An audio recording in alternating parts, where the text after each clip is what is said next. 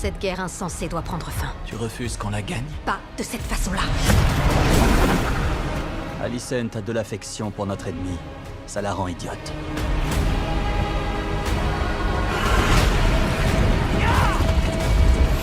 L'ennemi extérieur peut être combattu à l'épée. L'ennemi intérieur est plus insidieux.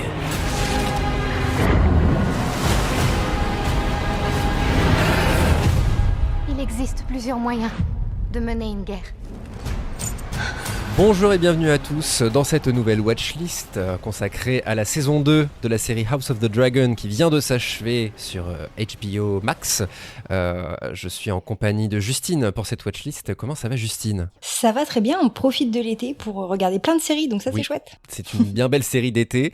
On a fait ensemble récemment une petite watchlist sur The Boys. Mhm. Et c'était épique. Voilà, on ne se quitte plus, Justine. Écoute, voilà, sur Exactement. les deux séries de l'été, on les a watchlistées. N'hésitez pas à aller écouter ça sur vos applis de podcast si le cœur vous en dit, si vous voulez notre avis sur The Boys. Mais l'énorme différence avec cette watchlist-là, c'est que, pour l'occasion, aujourd'hui, nous avons une invitée. Et quelle invitée ? Il s'agit de Mimi Hegel. Comment ça va, Mimi ? Ça va très bien, merci beaucoup de l'invitation, ravie d'être là. Et écoute, j'irai jeter une oreille à votre podcast sur The Boys, puisque j'en ai fait aussi des commentaires en live et en podcast, et on peut Mais tout à dire fait. que j'ai pas forcément été conquise par notamment la deuxième moitié de cette saison 4. Regarde, la petite On est moue ensemble. que Ah. nous faisons avec, Ouais. avec Justine, qui est pas très radiophonique. Les Et grands oui, puisque esprits. toi, Mimi, Mimi Hegel débriefe les séries. Oui, tout à Abondamment. C'est ta petite passion, parce que tu es en plus, je le précise au cas où pour les gens qui ne te connaissent pas, tu es créatrice de contenu indépendante, streameuse, autrice, podcasteuse, voilà, donc énormément de casquettes sur cette tête, énormément, et tu débriefes les séries. Tu as débriefé House of the Dragon ? Bien sûr, la saison 1 puis la saison 2, puisque j'ai commencé ma passion série professionnelle, on va dire, avec Game of Thrones à la grande oui. époque. Et c'est bien évidemment que je suis remontée en selle, tel Aemond courant vers son dragon Vagar pour cette saison 2, que j'ai débriefé donc en live et en podcast avec Tequila Tex, qui est DJ Oui. et aussi grand passionné des univers de Westeros. Et je fais aussi des récaps rigolos sur mon Patreon, qui sont en gros un genre de roman photo. Je prends des captures d'écran de l'épisode et je le raconte de façon, selon moi, drôle, et selon d'autres gens. Donc n'hésitez pas à y jeter un œil. À chaque fois, il y a le premier de la saison qui est en accès libre pour voir un petit peu à quoi ça ressemble tout ça. Un lien se trouve dans la description de ce que vous êtes actuellement en train d'écouter pour aller voir tout ça. House of the Dragon, saison 2, d'ailleurs, tu parlais de Game of Thrones, on avait débriefé ensemble. C'était la première fois qu'on a eu la chance de t'avoir dans Spoilers pour les 10 ans des Noces Pourpres. Déjà. Trop bien. Oui, c'est ça. Et d'ailleurs, je me souviens qu'on avait terminé cette émission-là en disant que House of the Dragon avait potentiellement des Noces Pourpres au Quelque part. programme. Peut-être une première déception. Mais n'allons pas trop vite sur cette saison 2, puisque Justine, serais-tu en mesure, s'il te plaît, de nous faire un petit récap voilà, dans les épisodes précédents, où est-ce qu'on en est ? Voilà, on démarre l'épisode, juste avant de démarrer l'épisode 1 de la saison 2 de House of the Dragon, on en est où ? Alors, pour retracer un petit peu la saison 1, il faut savoir que l'intrigue débute, alors en gros un peu plus de 180 ans avant ce qu'on a eu dans Game of Thrones, lorsque le roi vieillissant Jaehaerys Targaryen, qui n'a pas d'héritier direct, décide de nommer son petit-fils comme successeur, donc celui qui va devenir le roi Viserys, plutôt que l'aîné de ses petits-enfants, la princesse Rhaenys Targaryen, celle qui sera dès lors surnommée parfois la reine qui ne le fut jamais. C'est un événement, je remonte tout au début de la saison, mais c'est un événement qui en fait pose les bases de tous les enjeux de House of the Dragon, à la fois du point de vue des relations familiales rendues conflictuelles par les enjeux de pouvoir, et du point de vue du règne des femmes. Toute la question est de savoir si une femme peut régner à Westeros, et si les seigneurs et les sujets l'accepteraient. Donc la première saison retrace l'amitié entre d'une part la princesse Rhaenyra, fille aînée du roi Viserys et désignée dès son adolescence comme l'héritière du trône, et d'autre part Alicent Hightower, fille d'Otto Hightower, qui est la main du roi. Voilà, c'est les deux personnages féminins en puissance dans la narration. Mais en fait, à force de secrets personnels et de manipulation politique, cette amitié se teinte de rancune, en particulier quand Alicent devient la nouvelle épouse du roi Viserys et lui donne un fils nommé Aegon. un prénom légèrement récurrent dans la généalogie des Sans Targaryens. déconner, il y en a combien dans le lore Game of Alors Thrones? ça faut demander, voilà, la garde de nuit doit avoir un fichier spécifique sur ça, mais voilà, c'est un nom qui revient régulièrement et ce qui va devenir problématique en fait à ce moment-là. Arrêtez d'appeler tous les personnages de la même façon, c'est déjà dur à suivre, mais là en plus vous vous embrouillez vous-même dans les histoires. J'ai un doute, mais est-ce que dans la série Game of Thrones, alors pas dans le livre parce qu'on n'en est pas là dans le livre qui n'est pas fini, est-ce que le vrai nom de Jon Snow, c'est pas Aegon aussi son prénom? Non, Genre, je est-ce crois que que c'est même- Jaehaerys, un truc comme ça. Je sais plus, mais Non, il me je semble que crois- même dans Game of Thrones, 200 ans après, on se retrouve avec de nouveau... Pardon, je pars Et du d'où la principe que prophétie. fin de Game of Thrones, c'est open bar, mais peut-être pas. Désolé. C'est tant pis. Depuis le écoute, temps. Voilà. Ouais, Peut-être un bip. Écoute, on verra au montage. Voilà, tant pis. Ce serait intéressant Le vrai nom d'avoir de- l'avis de c'est Aegon. Exactement. l'avis de quelqu'un qui découvre cet univers avec House of the Dragon. Voilà, ça pourrait être intéressant. Bref, pardon, excuse-moi Justine. Donc, Pas de Aegon, souci. Aegon 1, Aegon 2, Aegon 3, Aegon 4, d'un moment on s'y perd. Voilà, et du coup, alors que le roi Viserys a pendant de nombreuses années désigné Rhaenyra comme son héritière, et que cela a été accepté par les seigneurs de Westeros, cet ordre de succession est bouleversé quand la reine Alicent affirme que Viserys a changé d'avis sur son lit de mort, et qu'il aurait alors désigné son fils Aegon comme successeur et non plus Rhaenyra. De fait, il prononce le nom d'Aegon, mais possiblement dans un autre contexte prophétique. Voilà. Et donc pendant tout ça, il y a aussi le frère du roi défunt, Daemon, qui lui aurait aussi bien voulu de son côté récupérer la couronne, mais il se place du côté des, à l'époque, des maigres soutiens de Rhaenyra, sa nièce, qui devient aussi son épouse. Là, on retombe sur les particularités vachement fun des Targaryens. Les tensions entre les deux femmes, Rhaenyra et Alicent, grandissent et se cristallisent à travers la génération suivante, puisque les enfants d'Alicent s'opposent aux enfants de Rhaenyra, dont la légitimité est, on va dire, plus que contestée. Voilà. Alors je passe rapidement sur les péripéties, mais entre vol de dragon, perte d'un œil et globalement insultes diverses, le deuxième fils d'Alicent, Aemon Targaryen, provoque la mort de son cousin Lucerys, deuxième fils de Rhaenyra. Donc à la fin de la saison 1, avec un enfant et un dragon tués du côté des Noirs de Rhaenyra, la guerre contre les Verts d'Alicent et de son fils Aegon semble, a priori, inévitable. On s'était arrêté sur ça en fin de saison 1, et c'est là que débute la saison 2. Terrible bilan quand on voit que c'est le même résumé de fin de saison. Voilà. Moi, je vais être là pour défendre cette saison 2, je le dis. Non, mais alors- Au cas où il y a T'as bien des raison. auditeurs et auditrices qui sont là, oh non, ils ont pas aimé et tout. Moi, je vais être là pour dire, je ne suis pas déçue, même si j'entends que la saison 1 se finissait sur un bon regard volcanique de Rhaenyra qui était là, ok, it's Dragon Time, on va faire la guerre. Et la saison 2 se finit sur, ok, on va faire la guerre, it's Dragon Time. Mais il s'est passé des trucs entre-temps quand même. Oui, moi je suis pas. Non, moi je suis pas déçu. Je pense que le mot est un peu dur. Là où, encore une fois, j'avais dit ça pour The Boys, mais non, déçu, non. Oui, on y reviendra plus tard, mais oui, déçu de cette fin de saison. Effectivement, Oui, la ça, on peut. gros Ouais, teasing chose que et bien sûr.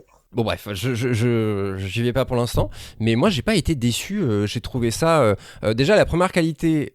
Pour quelqu'un comme moi qui n'a pas lu les livres, c'est beaucoup moins brouillon, je trouve, cette saison 2. Et moi, je suis nul pour me rappeler de qui est qui et machin. Bah bravo, parce qu'ils sont tous blancs, ils ont tous le même nom. Enfin, moi, je regarde avec mon compagnon qui a pas lu les livres, et franchement, il est là. Et dans la saison 1, il y a des ellipses aussi assez conséquentes. Donc ça fait que, voilà, il faut suivre. Et alors peut-être que je suis mal, mais en tout cas là j'ai fait l'effort de... Et quand tu veux t'y retrouver, et même là encore... Alors on se parle, il y a vraiment des trucs qui se passent. Je me dis, mais attends, mais quoi ? C'était... Par exemple, vous voulez un exemple ou pas ? Oui. Otto Hightower qu'on voit enfermé à la fin. Mais je m'étais déjà dit, mais attends, mais c'est vrai, il est où ? Et de le voir, la réponse est, quelques épisodes plus tard, il est enfermé, tel Grindelwald. Je sais pas si ça vous a rappelé ça aussi. Ça m'a rappelé Gellert Grindelwald dans sa prison. Dans Harry Potter, tu vois, tout comme ça. Et je me dis, mais qu'est-ce qui t'est arrivé, mon pauvre Otto ? Que vas-tu faire Alors ça, là-dedans ? si ça peut te rassurer, c'est pas toi qui as mal suivi, personne ne sait. C'est-à-dire que c'est moi étant lectrice du livre, mais aussi spectatrice très attentive de cette série, on n'a aucune info sur où est Otto et qui l'a capturé, dans quel camp il se trouve. D'accord. Enfin, Ok. Voilà. c'est pas toi, c'est On nous donne des un pistes. teasing. Ma réflexion est là bonne. C'est-à-dire vraiment, pour nous, il est rentré chez lui tout fâché. Et pouf, en fait, entre-temps, il s'est fait enfermer. Voilà. Un peu dommage. On a des pistes pour l'instant de qui il aurait pu énerver pour se retrouver là, mais Bah toi tu sais. Non, c'est pas dans le livre. Le fait C'est- qu'il non, soit C'est pas vrai. enfermé, récupéré, kidnappé, otage, on sait pas trop. Hein. On peut même Vu que- imaginer un plan hyper méta où c'est un genre de cheval de Troie où en fait il est pas vraiment kidnappé mais il va se faire passer pour un prisonnier. Tu vois, ça peut aller jusque là. On ne sait pas. Ok. C'est un des changements. Déjà un truc intéressant, ça fait partie des petites choses qu'ils ont rajoutées pour... Ouais, mais tu sais, donner, dans les livres, vu qu'on a un récit façon chronique historique, on se focalise vraiment sur les événements Ouais, les et grands pas événements. tant sur la psychologie des personnages, sur tout ce qui est en coulisses. Tu vois, on n'a pas ces éléments-là. Donc c'est l'intérêt de la série aussi de proposer d'autres interprétations, de combler les manques et de laisser parfois des doutes là où aussi dans la chronique on a des doutes parce qu'il joue très bien Martin sur ça, sur bah là il y a eu un changement mais on ne sait pas trop exactement à quoi c'est dû. Tu vois, donc t'as l'interprétation du maître. Mais ça veut pas dire que c'est là. Alors la réalité, quand on parle de fiction, c'est toujours un peu bizarre, mais voilà. Donc il reconstitue un petit peu ça et ce doute et toutes ces questions que nous on peut avoir pour nous donner envie de regarder la saison 3. Ok, intéressant. Parce que, on l'a pas dit clairement, je suis le seul qui n'a pas lu les livres ici. C'est bien. Mais on t'aime bien quand même. Précisons qu'on va pas spoiler, ni Justine ni moi, Non, la suite de Dieu House merci. of the Dragon. Par contre, on va peut-être dire, bah ça c'était dans la saison, c'était pas dans les livres. Oui, alors là, Mais au on va contraire, pas vous moi dire, par contre, dans les livres, ce qui se passe bientôt, ça va être vraiment dingue. Voici ce qui va arriver en saison 3. Genre des noces pourpres, par exemple. Des Par noces pourpres 2.0, 180 ans plus tôt. Justine, toi, tu en as pensé quoi de cette saison? As-tu été déçu du coup? Est-ce que tu... Pas déçu, non, quand même pas, parce que ça reste une bonne saison. Voilà, Oui. il y a, on est d'accord, on n'a pas 40 batailles, on n'a pas des rebondissements, mais on a quand même des choses assez marquantes, l'air de rien. On a des belles scènes, des beaux échanges. Visuellement, il y a quasiment rien à redire. Enfin voilà, il y a aussi un beau travail qui a été fait à ce niveau-là. Non, par contre, moi j'ai été peut-être un peu moins prise dans l'action que dans la première saison. Voilà, on reste un petit peu plus sur le statu quo et bah de fait c'est cool, on apprécie de regarder l'épisode, mais on a peut-être un peu moins de tension à se dire vivement la semaine prochaine qu'on sache la suite quoi. Voilà. Puisque bah de fait ils ont retardé des choses. Ouais, mais est-ce que c'est vraiment un défaut Ah non, pas de forcément. ne pas jouer sur les cliffhangers C'est bien aussi. Quand on voit les reproches qui ont été faits à ce dernier épisode pour peut-être un abus de cliffhanger, en tout cas, c'est sûr que c'est quelque chose de difficile à manier. Bah, je pense que c'est pas tant un abus qu'une une gestion un peu Un rythme éconduite. un petit peu. C'est ça. T'as tous les cliffhangers qui arrivent d'un seul coup à la fin, Oui. alors que t'as l'impression qu'on a un peu piétiné pendant une moitié de saison, quoi.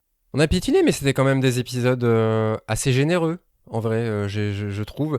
Par exemple, moi, je le dis, hein, je le répète, je suis un gros Yankee des dragons. Vraiment, ouais, il y a Ah des, oui. il y a des redragons. Tout Il gros. y a plein de gros Il y a des dragons. petits dragons, il y a des gros dragons, il y a des dragons, je sais pas, oh là là, il est bleu, d'où il sort, oh là là, qu'est-ce que Il y a c'est? des Je veux- nouveaux dragons. Mais dites-moi plus. Mais ils sont vachement variés en plus. Enfin, ils oui. ont tous une forme, une couleur. Enfin, tu vois, c'est pas juste la couleur qui change. Ils ont vraiment des particularités. Tu le vois dans leur caractère, dans la façon dont ils réagissent, dans les sons qu'ils font aussi. Ils ont vraiment poussé ça. C'est top. Et le lien entre le Targaryen, la Targaryenne et son dragon, bah tu vois, ils ont réussi à faire un truc intéressant. Cette recherche de nouveaux dragonniers, moi j'ai trouvé ça hyper cool. Un peu cousu de fil blanc dans le sens où bon, il y a quand même que 2 gars dans toute cette foule qu'on a vu dans l'épisode d'avant, bah comme par hasard. Oui. Bon, j'en rajoute un peu parce que c'est des scènes que j'ai trouvées encore une fois très Ah, mais c'est un cool. peu ça quand même. Le Velaryon qui se fait trouver par un dragon, ça Choisir. j'ai trouvé ça bien. Bah ça s'appelle House of the Dragon. Stocké, hein, clairement. Hein, là. Pardon? Il se fait stocker hein, par le dragon. C'est un peu agressif sa façon d'aller vers le monsieur. Ou le consentement n'est pas 100% respecté Ah, dans la voilà. dragonnerie. Mais les dragons sont très limites sur le consentement. C'est On le voit, ça. bref. Disons bref. que tant que le dragon consent, c'est ça l'essentiel. Quoi. C'est ça. C'est ça. Mais non, elle s'appelle House of the Dragon et c'est l'aspect dragon de House of the Dragon n'est pas du tout décevant, enfin je trouve en tout cas. Et ils sont pas que de nuit, hein. Rappelle-toi Justine, encore une fois on en a parlé dans The Boys, toutes ces nouvelles séries où tous les effets spéciaux, bah, bizarrement c'est soit de nuit, soit voilà. T'as un jour, Justine. Un jour, je vais péter un câble hein, sur ça. Hein. Attention, Ça va je vais faire un passer. pamphlet sur les internets sur Ouais, ça. ça reste de la télé. Hein. Bah oui, mais bon, on a trouvé peut-être des meilleures idées, peut-être, je sais pas. Et d'ailleurs, blague à part, la série, souvent le dragon, il y a que sa tête. Enfin, il joue aussi sur le hors-champ plus que sur la luminosité, etc. Donc, j'ai Oui, trouvé et parfois ça, ils se permettent, notamment les scènes avec les nouveaux dragonniers, c'est quand même dans des caves où il fait très sombre, donc on n'a pas, on a quelques plans larges des dragons, mais sinon c'est beaucoup des formes, des ombres, et c'est normal, mais en plus ça marche. Et oublions pas que la grosse scène de dragon de la saison 1, qui était du coup la fin où Aemond bouffe Lucerys, c'était en plein orage, dans le ciel, sous la pluie, en pleine nuit. Donc c'était aussi des façons de ne pas avoir à voiler mettre d'argent et de précision, quoi. Mais c'est vrai que quand il faut nous montrer l'ampleur et l'impact de c'est quoi d'avoir des dragons dans ce monde-là, ce qui je pense c'est le but, ils mettent l'argent là où il faut. Parce que effectivement, tu as totalement raison, parce que cet aspect-là, au-delà du côté les dragons c'est trop cool, ça a un intérêt politique, les dragons. C'est une évidence, ce que je dis. Je prétends pas dire, vous avez remarqué, les dragons quand même. Parce que là où c'est, d'ailleurs Daenerys, c'était un peu ça, en gros, c'est la plus forte de tous parce qu'elle a 3 dragons. Ouais, c'est l'arme nucléaire. C'est la seule au monde qui a 3 dragons. Là, les deux camps ont des dragons. Et ça, c'est quand même un truc intéressant. Et ça amène à un niveau de politique un peu différent, quoi. Ils ont tous les deux l'arme atomique, quoi. Et qu'est-ce pas de la même puissance. Il y a aussi cette idée de, il y en a Aemond, il a Vhagar, il a la plus grosse bombe, clairement. Et du coup, en face, il leur faudrait au moins 4-5 dragons pour prendre Vhagar. Et c'est partir du principe que sur ces 4-5, tout le monde va pas survivre et leurs dragonniers non plus. Donc c'est aussi intéressant, je trouve, et ça rejoint ce que tu disais, Justine, sur le fait qu'ils ont... C'était un vrai challenge, je pense, que de différencier les dragons, parce que honnêtement, dans Game of Thrones, je pense qu'on avait Drogon, qui est le gros noir, qui est le dragon de Daenerys principal, en gros. Les deux autres, c'était genre les deux autres, quoi. Le remplissage. Exactement, moi j'ai jamais trop fait la différence. Là, c'est important quand même qu'on comprenne, voilà, non seulement leur personnalité, mais aussi leur puissance de feu et de combat. Et on voit bien dans l'épisode de Rook's Rest avec la fameuse reine qui ne fut jamais dans cette saison 2 qui monte à d'autres dragons pour une bagarre, qu'il suffit pas d'avoir un dragon contre un dragon pour que les forces soient équitables. Voilà. Exactement. Et ça permet aussi de nuancer pas mal. Enfin, tu vois, je disais, dragons, c'est clairement des équivalents de bombes atomiques, mais parce que là, on a une diversité de dragons et de cavaliers, on va dire. On a aussi, on rapporte de la nuance dans tout ça. C'est pas juste des armes, c'est des dragons qui ont une personnalité, qui sont plus ou moins faciles à contrôler. Et on se retrouve avec des dragons ou des cavaliers, entre guillemets, inutiles. Entre ceux qui sont trop jeunes pour aller combattre, ceux qui n'ont pas d'expérience de la guerre ou de chevaucher dans un contexte particulier. Ça rapporte aussi un côté, c'est des personnages en fait, c'est pas juste des armes qu'on va pouvoir utiliser, c'est des personnages et des animaux sauvages, donc il faut tenir compte de tous ces éléments-là. Et je trouve que ça apporte une richesse qu'on n'avait pas encore dans le traitement de ces créatures en fait. Complètement. Mimi, toi, c'est sur les aspects peut-être où t'es un peu plus mitigé de cette saison 2. Je pense qu'on en revient à une question de rythme. Alors moi, j'ai adoré même les passages qui peuvent être vus comme un peu longs, notamment tout l'arc de Daemon qui a des visions à Harrenhal, parce que je suis très impliquée dans l'aspect magie de House of the Dragon, là où dans Game of Thrones, c'était vraiment plus la politique et les personnages qui m'intéressaient, mais c'était aussi... Les livres étaient écrits à la première personne, donc t'étais dans la tête... Enfin, j'ai relu récemment le fameux chapitre des Noces pourpres, qui est écrit du point de vue de Catelyn Stark, et c'est horrible.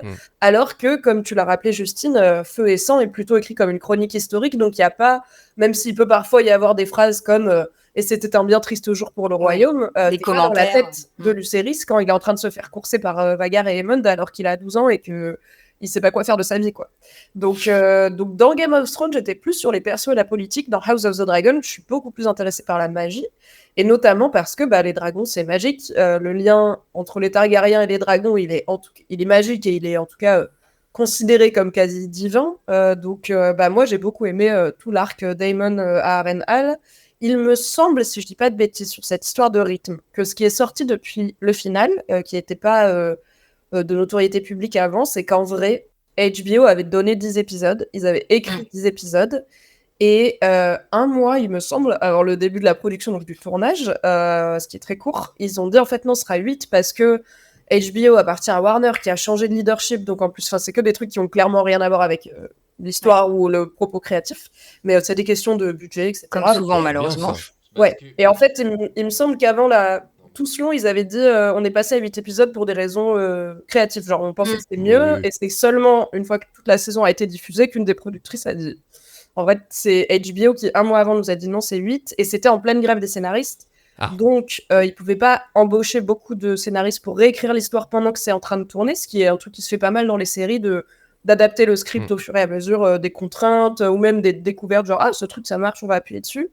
Donc, c'est une équipe réduite, notamment les showrunners, qui ont dû recoller les morceaux. Et je pense que ça explique en bonne partie notamment le final et ce côté genre waouh, bah d'accord, il se passe plein de trucs maintenant, mais on revient dans 2 ans, donc c'est chiant. Mais aussi peut-être, oui, s'ils avaient su qu'ils avaient 8 épisodes, peut-être que Damon, il aurait fini ses visions 1 ou 2 épisodes plus tôt pour nous laisser la place de le voir un peu être normal aussi, ou des choses comme ça, quoi. Après, franchement, j'ai adoré cette saison. Pour moi, ça reste une des séries les plus quali qu'on a à voir en ce moment. Une des seules séries de fantasy quali. Enfin, moi, j'aime beaucoup le genre, j'aime beaucoup la fantasy, la science-fiction, etc. Mais notamment la fantasy. Je dois avouer que j'ai pas accroché à The Witcher, j'ai pas accroché à Rings of Power plus que ça. Non, mais je comprends. Désolé, les perruques claires, c'est pas possible, quoi. Enfin, quand t'as regardé House of the Dragon, The Witcher, c'était... Écoute, Justine a écrit un livre sur The Witcher, directement. Mais aussi sur Game of Thrones, écoute. Voilà. Aussi, oui, c'est vrai. Mais oui, je vois ce que tu veux dire. Non, je confirme, d'autant que la série, avec tout l'amour que je lui porte, si on peut dire, est pas au niveau des romans. Donc voilà. Qui sont sur ma pile à lire, donc ça fait partie de mes prochaines lectures. Comme ça, je vais vraiment plonger dans The Witcher comme son auteur le voulait. Mais j'ai beau adorer les livres, je trouve donc déjà que c'est une excellente série de fantasy et on n'en a pas 1 milliard parmi lesquels trier. Et je pense que j'aime quasiment tout ce qu'ils ont ajouté ou inventé ou changé par rapport au livre.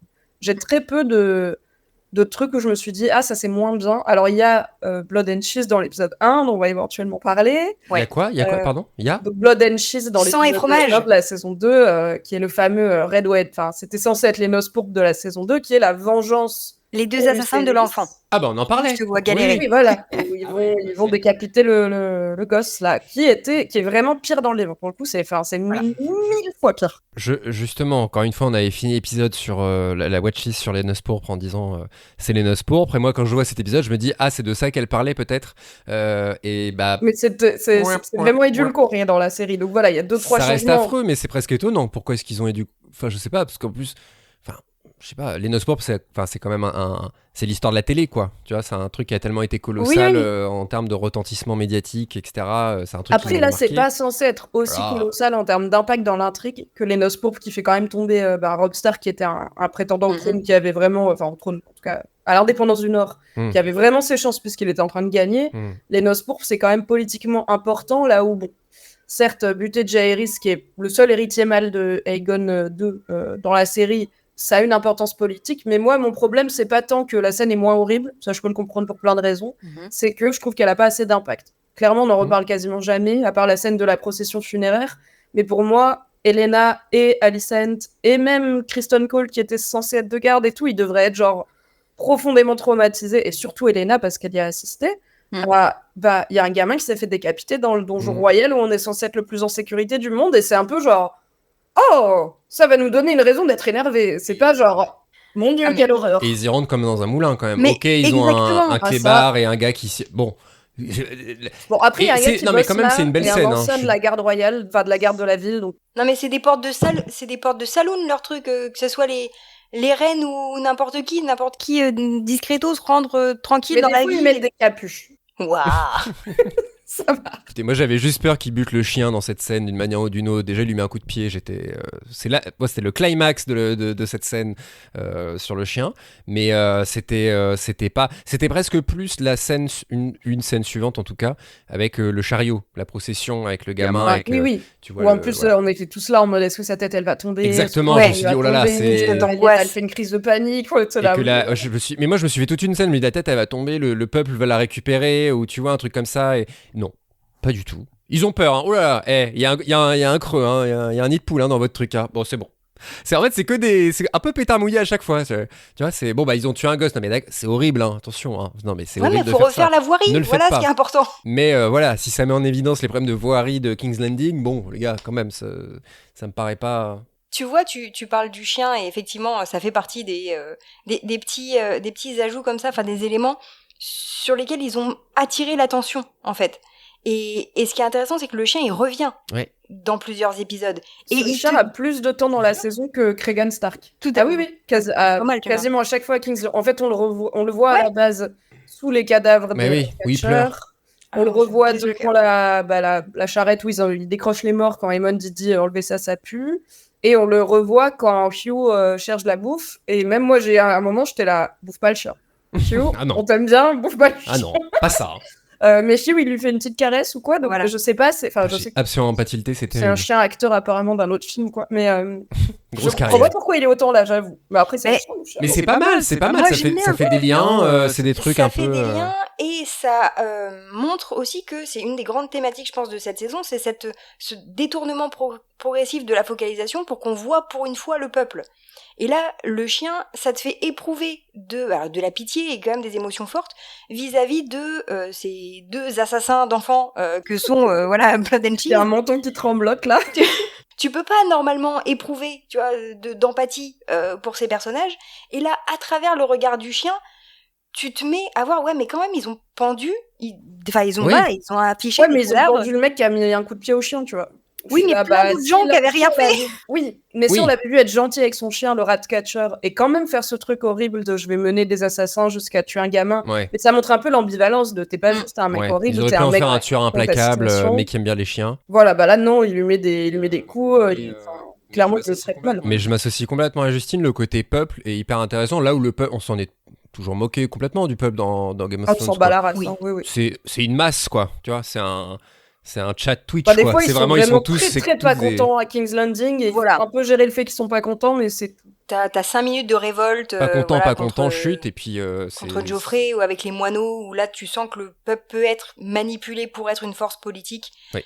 Mais encore, c'est qu'un organisme parmi d'autres. Et là, on est clairement dans inférieur. la maison du peuple. Il y a on voit des familles, on voit qu'est-ce que c'est les enjeux de leur quotidien qui sont la Comment se précarité. nourrir, J'allais dire la quoi. précarité, terrible. Bien sûr, Non, mais l'inflation. bien sûr. Voilà, non mais je veux dire, tu vois, ils sont. Non, mais oui, c'est- cette guerre, elle a un impact, pas juste sur Concret. cette famille royale consanguine qui a plein de problèmes personnels qui, en fait, ne concernent que eux. Elle a, Une grosse thérapie aussi. à la fin, il y a un blocus maritime, bah, guess what, la gamine de Hugh, elle est morte parce qu'il n'y avait pas de médicaments, il n'y avait pas de nourriture. C'est ça, oui, je suis d'accord. Moi, j'étais très contente dès qu'on va près du small folk, moi, je suis ravie parce C'est un que truc c'est réussi, toujours ouais. passionnant.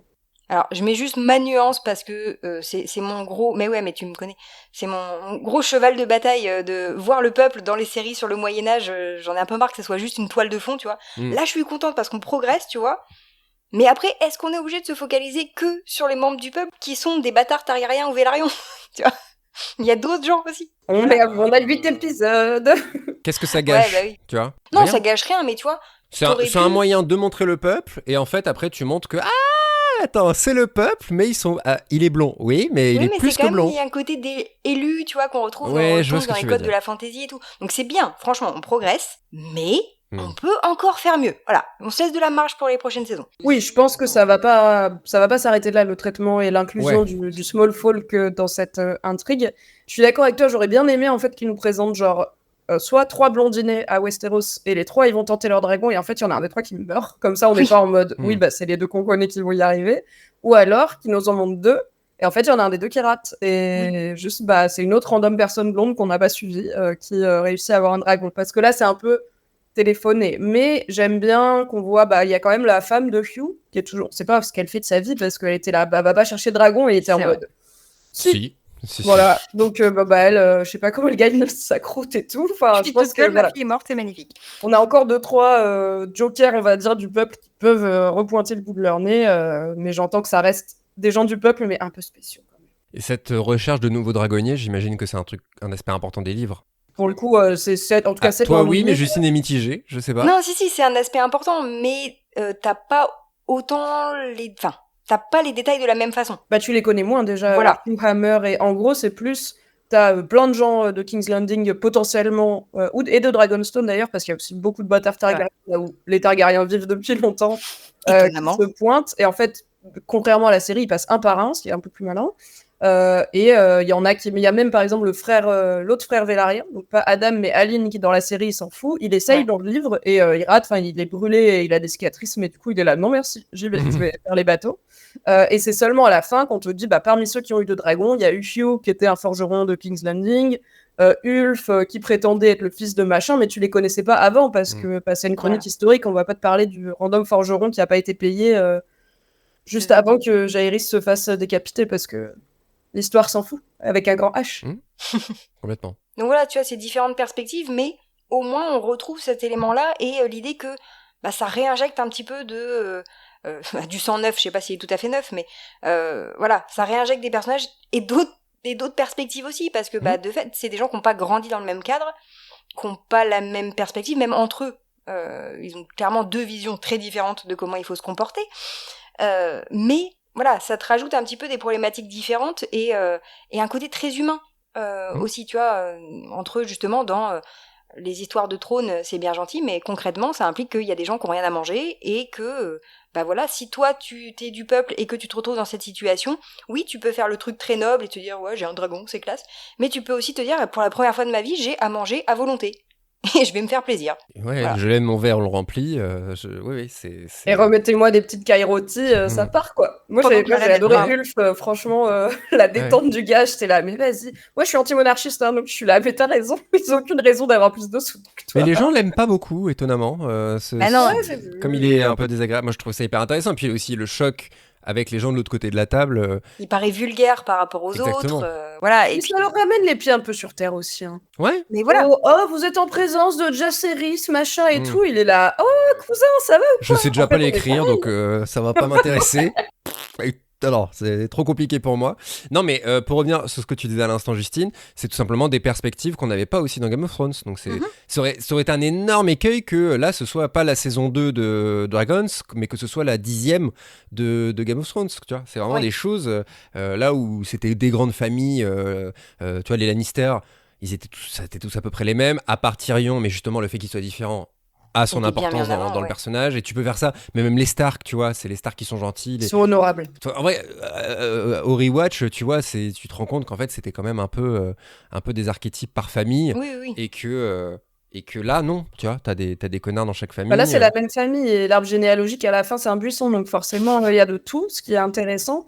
Après, pour moi, dans Game of Thrones, ils avaient essayé un peu de montrer le small fall via les tribulations de Arya Stark, où il y avait vraiment au moins une saison où elle se faisait trimballer par The Hound, où elle c'était voyait bien, à quel ça. point la guerre, il y avait vraiment des Qui souffrait. des civils qui se faisaient torturer, interroger par la montagne, je crois, et un peu par Daenerys, qui quand même a tout son arc libéré les esclaves, mais comme elle est complètement détachée de Westeros à ce moment-là, c'est sûr que ça n'a pas d'impact sur le peuple de Et King's c'est- Landing. Et c'était plus à chaque fois comment constater cette situation du peuple ou des esclaves a un impact sur l'héroïne, que ce soit Arya ou Daenerys. Oui, c'est vrai, Moi, ouais. c'était que là, bon, de fait, ça va avoir un impact sur les personnages principaux nobles, mais t'as plus le point de vue de ces personnages issus du peuple. Et ce qui est cool, c'est que, parmi ce que j'ai bien aimé, c'est que, tu vois, là, toute la quête des vagues cousins, des bâtards et autres pour trouver des nouveaux dragonniers, t'avais déjà des toutes petites bribes qui étaient lancées dans la saison 1 quand ils sont en train de... je crois que c'est Aegon qui a disparu dans un bordel ou je sais plus quoi. Oui, quand ils veulent nommer Aegon roi sans dire à personne que Viserys est mort, Voilà. et que Aegon n'est pas là. Et on te fait remarquer que des petits gamins blonds comme ça, il y en a un petit peu partout dans la ville. Mm. Donc c'est tout, il y a un côté très tragique, parce qu'en plus on est sur des combats d'enfants, c'est hyper glauque, mais on te pose déjà les bases des Targaryens, il n'y a pas que ceux qui sont entre eux dans vraiment un environnement très clos, il y en a d'autres, et qu'est-ce que ça implique pour leur quotidien ? C'est pas la joie, visiblement. Donc Et là, pour tu leur vois, légitimité aussi. tout à fait. Parce que ce qui est très intéressant, c'est pour moi quand Ulf il dit à Jace, donc l'héritier du trône de Rhaenyra, en gros on est pareil, tous les deux on est bras et on a un dragon, c'est marrant ou pas ? Et c'est d'ailleurs la peur de Jace, c'est en fait, vu que mon père, pas vraiment mon père, j'ai un peu que ça, j'ai un peu que mon dragon pour dire si regardez, je suis vraiment légitime, et si on donne des dragons à n'importe qui peut en avoir un, du coup qu'est-ce qui fait que nous on mérite d'être roi ? Ce qui est un peu finalement la grande question.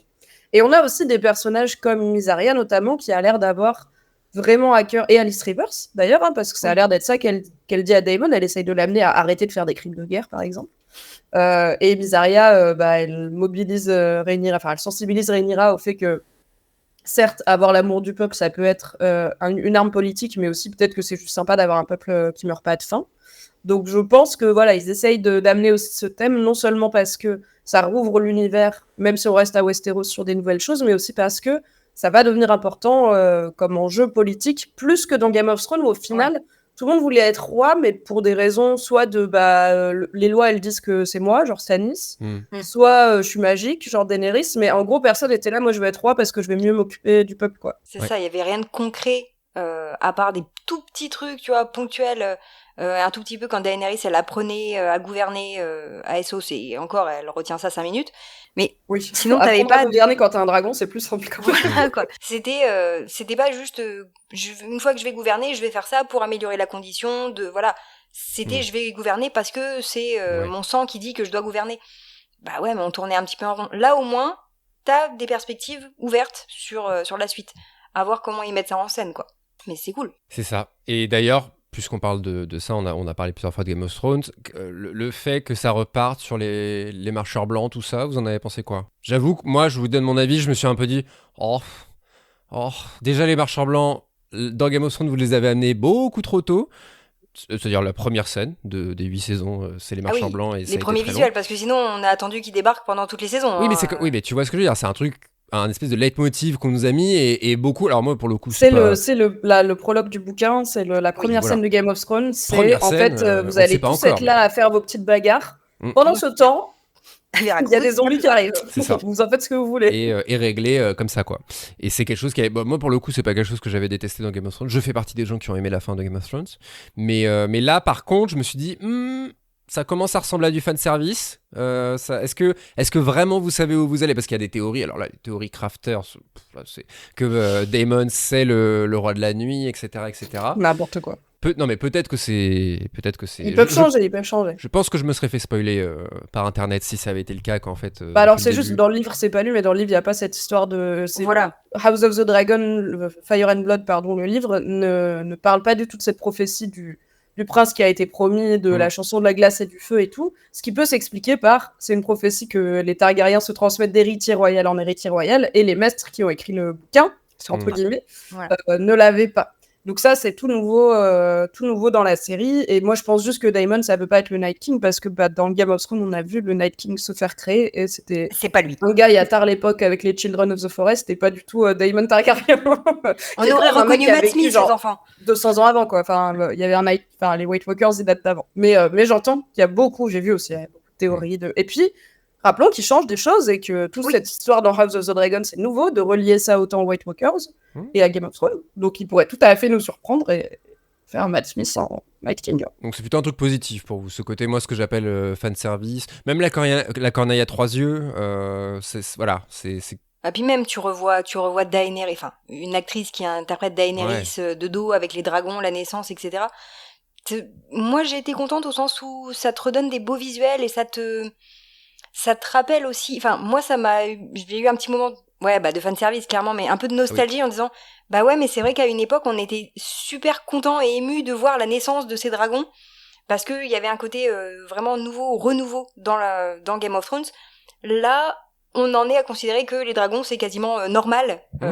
Donc ça redonnait un petit peu de magie, tu vois, à ça, par ce côté nostalgique. Oui, mais est-ce que c'était nécessaire en termes de diégèse et de scénario? Ça n'a pas de sens, quoi, de montrer Daenerys à ce moment-là. Peut-être que ça aura du sens plus tard, encore une fois. Ça, en Ils gros, vont faire des liens que je ne peux pas décrypter. C'est que, pour moi, ce que j'ai compris, c'est que dans le dernier épisode de la saison 8, de la saison 2, pardon, donc dans l'épisode 8, Alice Rivers, elle emmène Daemon vers l'arbre cœur.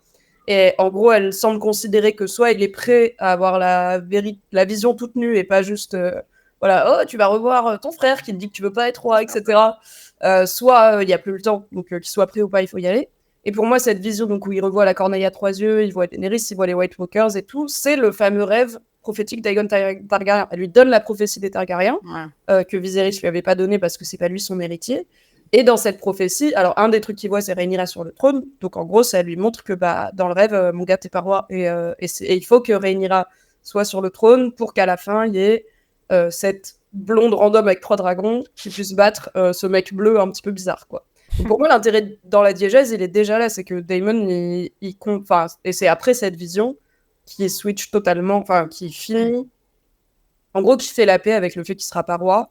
C'est ça, il comprend son rôle. Ah ouais, d'accord. Toute la saison 2, ça soit autour de... en fait, Daemon, quelque part, il pense qu'il va être roi, parce que même si c'est pas forcément quelque chose qui est très évident dans le bouquin, parce que c'est le mari de Rhaenyra et un très bon guerrier et tout, mais en fait, dans ce monde-là qui est très patriarcal, où c'est littéralement la question, c'est comme tu l'as dit, est-ce qu'une femme peut gouverner? Ça m'étonne pas que Daemon, qui a quand même pris Rhaenyra sous sa coupe et l'a modelée à son image depuis qu'elle est gamine, en fait, il s'est un peu dit, ouais, elle va être reine, mais en vrai, J'ai moins à la contrôler. voilà, elle va porter la couronne, mais c'est moi qui vais porter la culotte derrière. Et tout son arc de cette saison 2, c'est de comprendre que non, il faut que tu sois Team Rhaenyra à fond, parce que dans la vision, c'est... Après, peut-être Alice Rivers, elle lui a menti, hein, peut-être qu'elle lui a montré autre chose, voilà, elle peut avoir tout à fait son propre agenda, puisqu'elle n'a pas l'air liée à la magie des dragons, pour le coup, elle a un autre type de magie et de croyance. Donc pour moi, voilà, le revoir Daenerys, revoir les White Walkers, j'ai pas du tout vécu ça comme du fanservice, même si j'étais très déçue parce que comme le final a leaké vite fait, voilà, des extraits qui ont leaké en Ah ouais, 60 pixels sur TikTok, horrible. Je l'ai absolument pas cherché, j'ai pas TikTok, mais j'ai vu des screens sur Twitter parce qu'il a leaké genre une semaine avant d'être diffusé, donc il y a longtemps. Et j'ai vu notamment des screens du White Walker et de Daenerys, et en vrai, je pense que si je les avais pas vus, j'aurais été tellement à fond genre j'aurais été là, mais c'est bon, c'est une boucle, tout est lié, let's go. Ouais, j'aime bien la magie, j'aime bien ça. Et quand on a revu dans les premières visions de Daemon, la toute première où on revoit Millie Alcock qui jouait jeune, j'étais vraiment genre trop fan. Elle est revenue, donc ça veut dire il pourrait y avoir Viserys et tout. J'étais à fond. Et alors je sais que c'est pas Emilia Clarke qui joue Daenerys, mais en vrai ça m'a fait le même effet de yes, ok, tout ça a du sens, tout ça est lié. Ils sont zinzos avec leur prophétie certes, mais c'est la même du coup. Ouais, puis tu vois, c'est le moment qui donne un vrai rôle au personnage.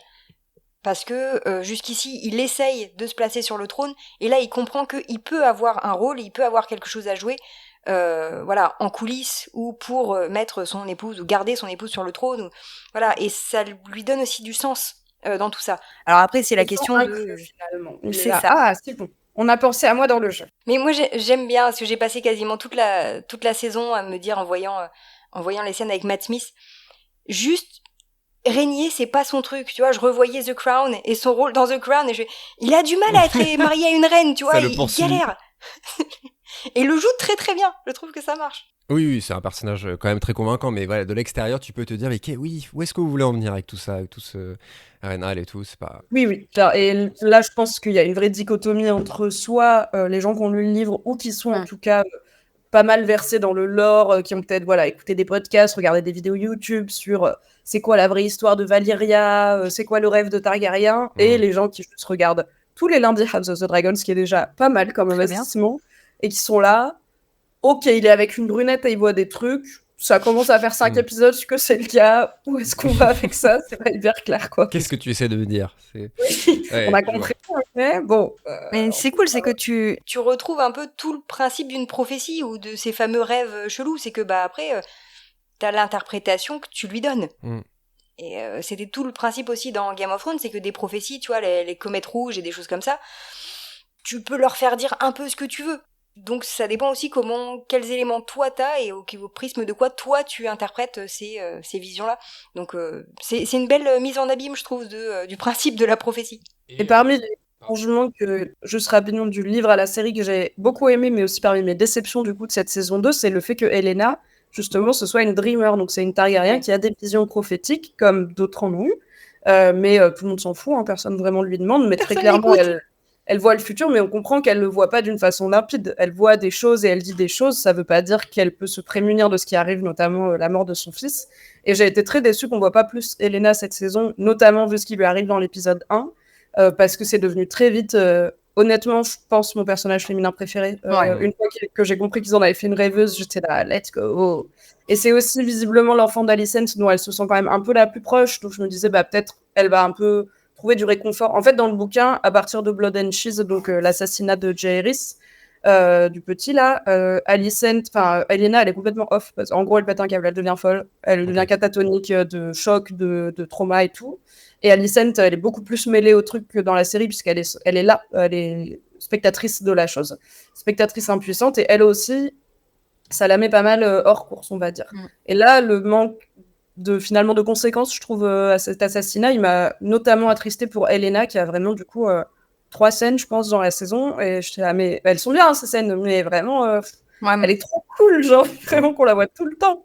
Ouais, puis tu sens clairement qu'ils en font une image de Cassandre, avec justement ce traumatisme qui fait que elle a à la fois ce choc et les propos un peu prophétiques qu'elle a depuis l'enfance, on nous montrait ça déjà dans la deuxième partie de la saison 1, mais que en fait juste ils partent du principe que oui non mais c'est ma sœur chelou, voilà quoi, c'est à peu près tout. Enfin là, elle dit quand même à Aemond à la fin de la saison, tu vas mourir à tel endroit, etc. Je suis là, bon, au bout d'un moment, elle commence à vous dire des trucs précis. Donc mais elle a passé toute son enfance à jouer avec des insectes et tout, et juste ils sont partis du principe qu'elle était bizarre et ils l'écoutent plus depuis 10 ans quoi. Et bah ça reviendra bien les mordre, hein, de pas avoir écouté. Après, ça peut poser aussi la question de la consanguinité, hein. C'est toujours le même principe, mais bon. Faut arrêter ça. Peut-être d'autres causes. Ne faites pas ça chez vous. Non, et puis ça ouvre sur une saison 3 potentielle. Alors, qui arrive dans 2 ans, on l'a dit. Enfin, vraiment, c'est pas. Faut prendre son mal en patience. Et qui fera de nouveau 8 épisodes. Mais cette fois-ci, ils le savent en l'écrivant. Et je pense que c'est ça la diff.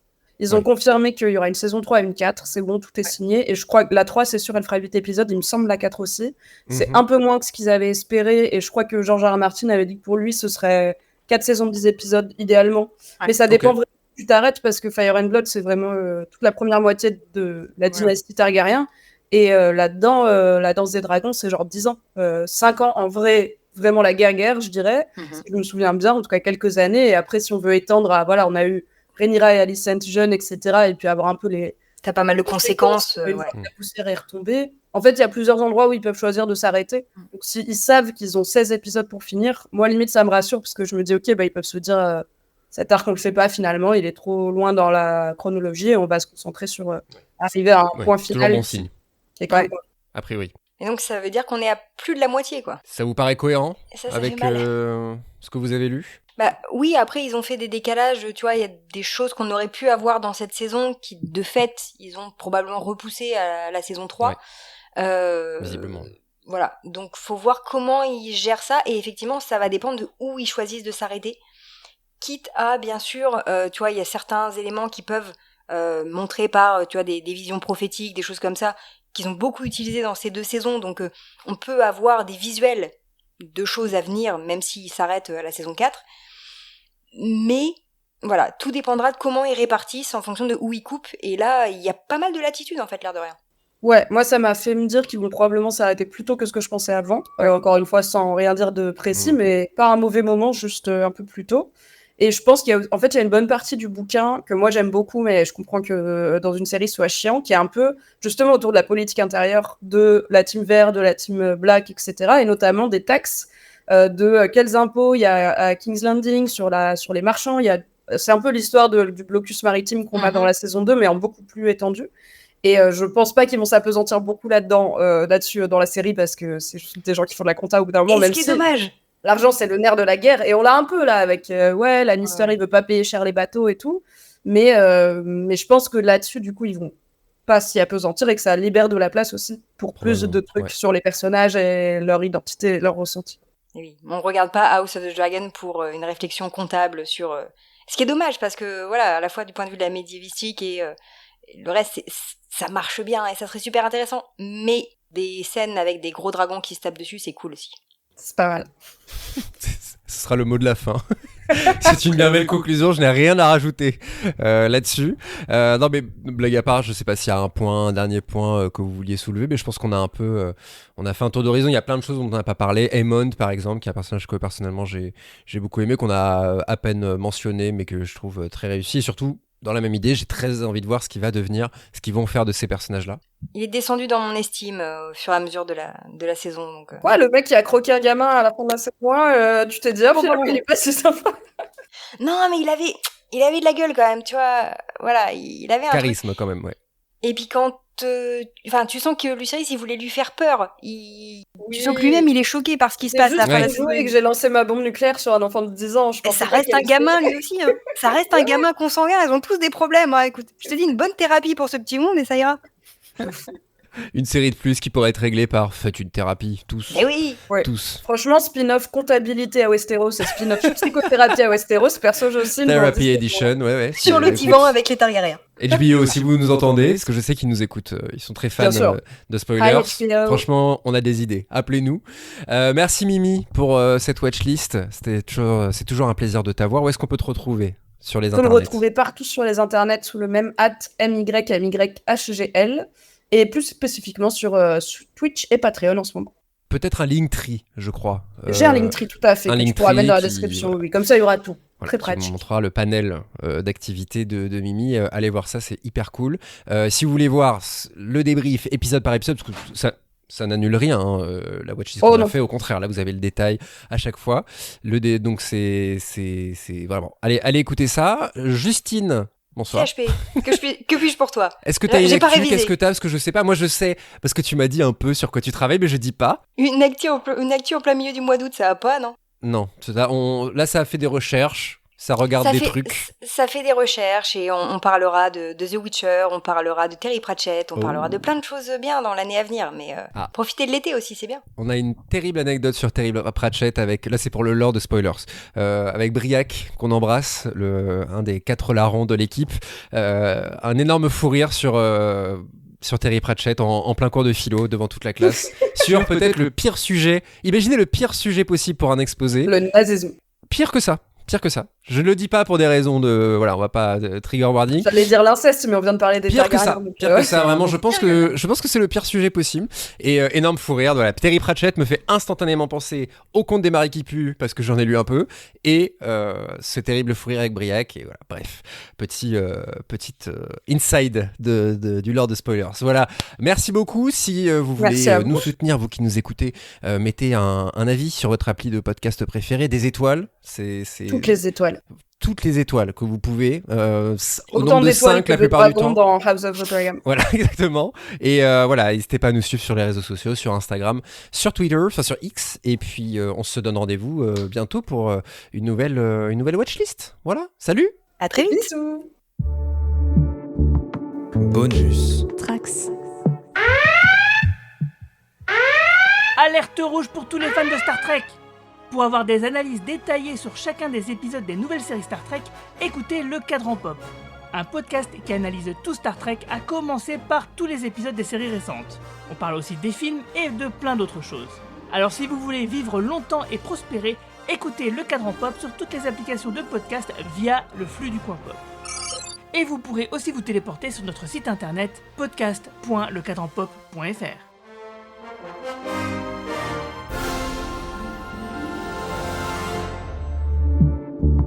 Bonus.